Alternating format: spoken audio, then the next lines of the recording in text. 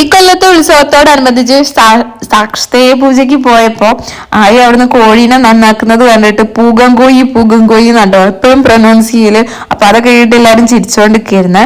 അങ്ങനെ അവിടെ എത്തി. ഞങ്ങള് വീട്ടിലെത്തിയ സമയത്ത് പോരാൻ നേരത്ത് ഞങ്ങൾ തേളിനെ കണ്ടിട്ടുണ്ടായിരുന്നു. അപ്പൊ അത് ഫോണിൽ കാണിച്ചു കൊടുക്കുക, ഈ ജീവിയാണ് വന്നത് എന്നൊക്കെ. അപ്പൊ അതിനെ തൊടാനും പേടിയുണ്ട്. അങ്ങനെ കളിക്കാണ് കേട്ടോ സച്ചും ആയും ചിത്തും കൂടെ. അങ്ങനെ നമ്മള് കുറെ ലേറ്റ് ആവുന്നൊക്കെ വിചാരിച്ചിട്ടുണ്ടായിരുന്നു. പക്ഷേങ്കിൽ കൂടുതൽ കുറച്ച് നേരത്തെ കഴിഞ്ഞിട്ടുണ്ടായിരുന്നു പ്രാവശ്യം. സാധാരണ കഴിഞ്ഞതിൻ്റെയൊക്കെ മുമ്പത്തെ കൊല്ലൊക്കെ ആയിട്ട് കുറെ 1 മണി 2 മണിയൊക്കെ ആകുമ്പോഴാണ് ഈ പൂജ കഴിയലും ഭക്ഷണം കഴിച്ച് പോരാനൊക്കെ ആവലിട്ടോ. പക്ഷെ ഇക്കൊല്ലം കുഴപ്പമില്ല, അത്യാവശ്യം ഒരു 10-11 ഒക്കെ ആയ സമയത്തേക്ക് കഴിഞ്ഞിട്ടുണ്ടായിരുന്നു കേട്ടോ. അങ്ങനെ ഞാൻ വിചാരിച്ചു ആയി സച്ചും കൂടെ കച്ചറയേക്കും ചിലപ്പോൾ ചടപ്പേക്കും എന്നൊക്കെ. പക്ഷേങ്കിൽ എനിക്കൊരു കുഴപ്പമില്ലായിരുന്നു, നല്ല കളിയിലായിരുന്നു കേട്ടോ.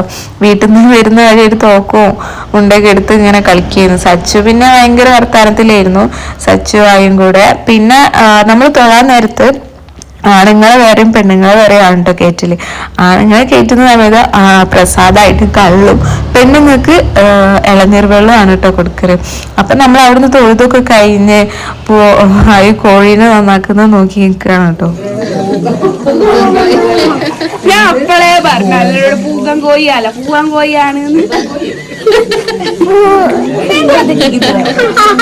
അപ്പൊ എന്താ പറഞ്ഞ അല്ലാന്നല്ലേ? എന്ത്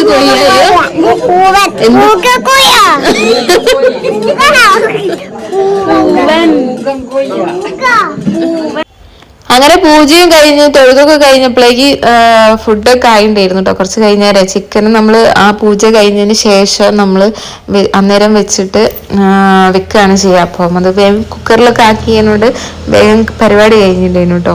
അങ്ങനെ നമ്മൾ ഫുഡൊക്കെ കഴിച്ചേരാണ് അവിടുന്ന് പോകുന്നത്. പിന്നെ ഇതിൻ്റെ പ്രത്യേകത എന്ന് വെച്ചാൽ ഭയങ്കര എരിവായിരിക്കും കേട്ടോ ഫുഡിന്. ഞാനും ചിത്തും വലിച്ചുകൊണ്ടിരിക്കുകയാണ് കേട്ടോ. അപ്പോൾ മൂക്കിലൊക്കെ വെള്ളം വന്നിട്ട് ഭയങ്കര രസമായിരിക്കും, പക്ഷേങ്കിൽ ഭയങ്കര എരിവാണ് കേട്ടോ. നമ്മൾ നല്ല ഫുഡൊക്കെ ആണെന്ന് പറഞ്ഞ് ഞാൻ കഴിച്ചവിടെ നിന്ന് ഇറങ്ങി. അപ്പോൾ ഇത്രയ്ക്കുള്ളൂ